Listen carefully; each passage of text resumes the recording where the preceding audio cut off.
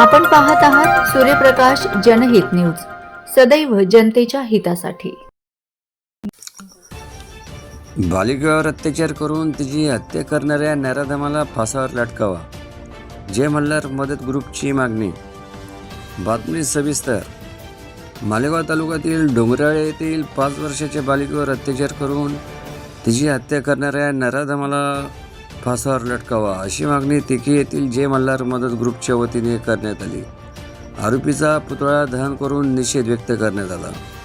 डोंगराळे येथील 5 वर्षीय चिमुरडीवर अमानुष अत्याचार करून तिचा खून करण्यात आला। ही घटना समाजाला हादरवून सोडणारी आहे, माणुसकीला काळीमा फासणारी आहे। या प्रकारातील आरोपी विजय खैरनार हा समाजविघातक आणि विकृत मनोवृत्तीचा आहे।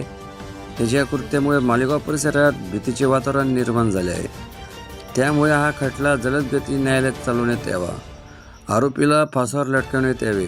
भविष्यात अशा घटनांना आळा बसवण्यासाठी शासनाने कठोर कारवाई करून गुन्हेगारांना स्पष्ट संदेश द्यावा।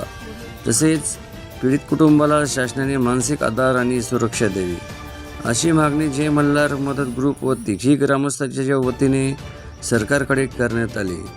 सूर्यप्रकाश जनहित news, bureau report, Suresh Bagul, Dhule.